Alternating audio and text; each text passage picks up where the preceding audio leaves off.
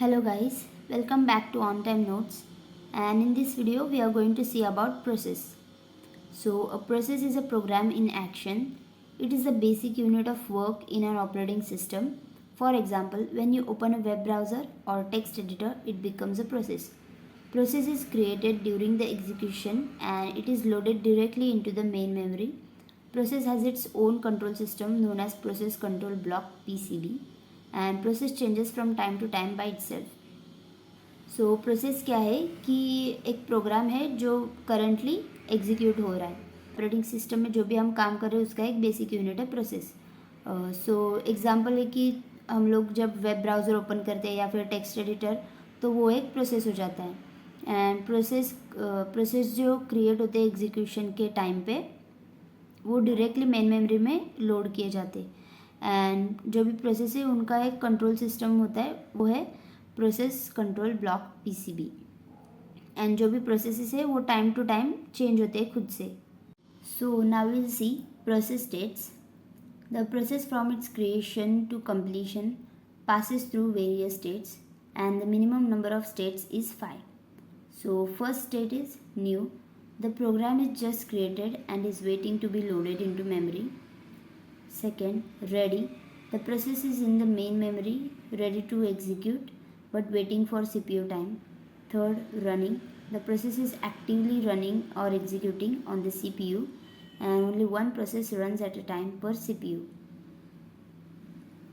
So process state क्या है कि जो भी प्रोसेस है वो क्रिएट होने से पूरा वो कंप्लीट होने तक एक मतलब बहुत सारे स्टेट्स से वो पास होता है। एंड जो भी मिनिमम नंबर ऑफ स्टेट्स है वो है 5।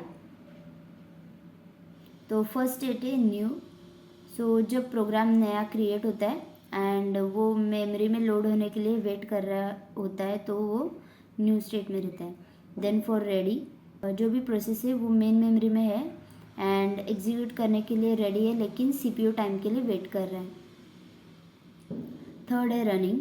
ये क्या होता है कि जो एक्टिवली रनिंग, मतलब जो सीपीयू पे एक्टिवली रनिंग प्रोसेस है वो होता है running. And at a time CPU में सिर्फ एक ही प्रोसेस रन होता है। सो फोर्थ इज ब्लॉक्ड और wait. The process is paused, waiting for resources like input or output or memory. And fifth is terminated or completion. The process has finished executing and the OS deletes its context. So fourth है blocked और wait. So इसमें क्या होता है कि जो भी process है उसको पॉज करके रखता है, मीन्स रुकाता है। एंड रिसोर्स के लिए लाइक इनपुट एंड आउटपुट या फिर मेमोरी के लिए वो वेट करता है, तो वो ब्लॉक्ड या फिर वेट स्टेट में रहता है। एंड फिफ्थ है टर्मिनेटेड और कंप्लीशन। तो ये तब होता है जब कोई प्रोसेस कंप्लीट होता है या फिर कोई प्रोसेस को परमानेंटली स्टॉप करते हैं। एंड एक बार वो अगर ख़त्म होता है प्रोसेस, तो ओएस उसका कंटेक्स्ट डिलीट कर देता है। Sixth is suspend ready. Ready process is move to secondary memory disk due to insufficient memory. And seventh is suspend wait. A blocked process is moved to secondary memory while waiting for resources, freeing space in the main memory. So suspend ready में क्या होता है कि जो भी process है वो ready state में है एंड उसको सेकेंडरी मेमोरी मीन्स डिस्क पे मूव किया जाता है, क्योंकि मेन मेमोरी में उतना सफिशिएंट स्पेस नहीं है, इसके लिए उसको डिस्क में मूव किया जाता है।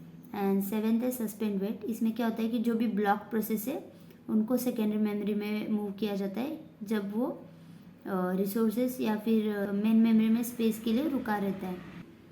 So this is the diagram that we can draw for the process states and there are many states represented here. First is new state. So after creating a process, it goes to ready state, means it is ready to be executed. Then it goes to run. Then that process will be in a running state. And if it is completed, then it goes to termination. Otherwise, it checks the priority and goes again to the ready. And if suspend means you want to stop, then suspend and it goes to suspend ready state. and if you want to again resume that process, then it goes to resume state. Also if the process is at run and it is waiting for input output, and then it goes to wait and block state, and then wait and block, after it fetches the request of your resources, it again goes to ready state, again goes to run, and then termination. And else if it is in wait or block and it wants to stop, then it goes to suspend wait. And if suspend wait wants to again start the process, then it again sends a resume, then it again resumes and goes to wait block, and again wait block, after completion input output completion, it goes to ready state. And suspend wait position can also suspend wait state can also take us to after completing the input output, but still in suspend it goes to suspend ready. And if suspend ready wants to resume, then it goes to ready state, and if ready, then it will check schedule the process and it will run, and if task complete, then it goes to termination, or else it repeats the states accordingly. जो भी हम लोग ने अभी process states देखे थे उसके basis पे डायग्राम है. सो पहले तो अपना प्रोसेस क्रिएट होता है, दैट इज़ न्यू. तो न्यू के बाद वो रेडी स्टेट में जाएगा. रेडी स्टेट में जाने के बाद शेड्यूल करने के बाद वो प्रोसेस रन में जाता है, रन स्टेट में. एंड अगर वो कंप्लीट हुआ तो वो टर्मिनेशन स्टेट में जाएगी, वो उधर ही ख़त्म होगा. लेकिन अगर नहीं हुआ तो मतलब वो अगर प्रोसेस किसी रिसोर्सेज के लिए रुक रहा है या फिर इनपुट आउटपुट के लिए, तो वेट या फिर ब्लॉक स्टेट में चला जाएगा. एंड अगर उसको रुकाना है उधर तो वो जाएगा सस्पेंड वेट. एंड अगर फिर से उसको रेज्यूम किया तो फिर से आएगा वेट ब्लॉक पे.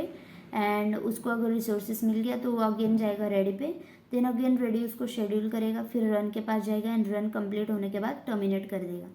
एंड जैसे ही अपना अगर न्यू है वो रेडी स्टेट में गया, अगर उसको उधर ही हम लोग स्टॉप करना चाहते तो हम लोग उसको सस्पेंड करने के बाद वो सस्पेंड या फिर रेडी स्टेट में जाएगा. एंड उसको अगर रेज्यूम करना है फिर से तो हम लोग रेज्यूम कर सकते हैं. ऑल्सो अगर हम लोग जब रन कर रहे थे तो वेट ब्लॉक पे जा रहा था, वेट ब्लॉक के बाद अगर सस्पेंड वेट पे गया एंड उसको रिसोर्सेस मिला लेकिन स्टिल वो सस्पेंड पे, तो वो सस्पेंड रेडी पे जाएगा. एंड अगर उधर से उसको रेज्यूम करना है तो फिर से रेडी स्टेट पे जाएगा, देन रेडी उसको शेड्यूल करेगा, वो प्रोसेस रन होगा, रन होने के बाद कंप्लीट होगा, कंप्लीट अगर हुआ तो वो टर्मिनेट हो जाएगा. सो now will C process control block. Process control block is a data structure used in operating system to store all data related information to the process, and every process will have its own PCB. PCB of the process will be stored in main memory. So process control block क्या है कि एक data structure है जो operating system use करता है, जो भी प्रोसेस का डेटा रिलेटेड इन्फॉर्मेशन है उसको स्टोर करने के लिए यूज़ करता है. एंड जितने भी प्रोसेस है उनके हर एक के खुद के PCB होते हैं. एंड जो PCB है प्रोसेस का वो स्टोर होता है मेन मेमोरी में. सो PCB includes PID, that is process ID. It is a unique identification number which is assigned by the OS at the time of process creation. Second is process states, contains the current state information of the process where it is residing. Then third is program counter, contains the address of the next instruction to be executed. Then fourth is priority. It is a parameter which is assigned by the OS at the time of process creation.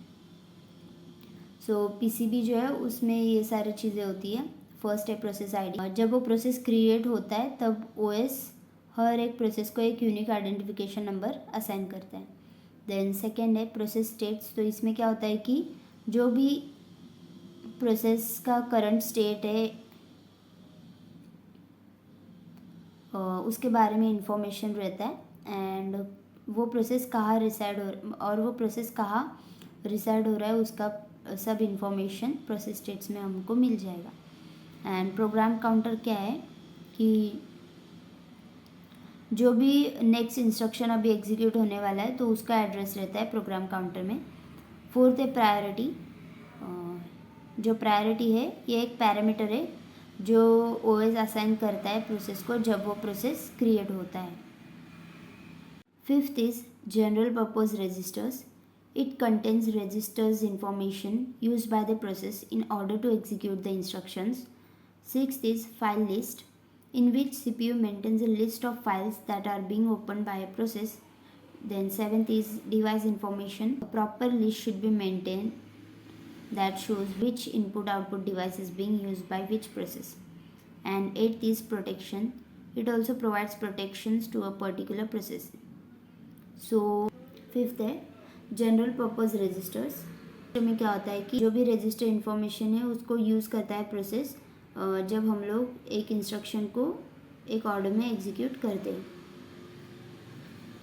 And sixth है file list. तो इसमें क्या होता है कि जो भी process files open कर रहा है उनका लिस्ट सीपीयू मेंटेन करता है. देन सेवेंथ है डिवाइस इन्फो. इसमें क्या होता है कि जो भी प्रोसेस है वो बताता है कि कौन सा इनपुट आउटपुट डिवाइस यूज़ किया जा रहा है. एंड प्रॉपर लिस्ट मेंटेन करना चाहिए क्योंकि वो बताता है कि कौन सा input output device process use कर रहा है. Then eighth is protection. तो इसमें क्या होता है कि वो पर्टिकुलर प्रोसेस को प्रोटेक्शन प्रोवाइड करवाता है. And this was it for the process, and I hope you found this video helpful. And if you did, guys, please don't forget to like, share and subscribe to the channel. And thank you for watching till here.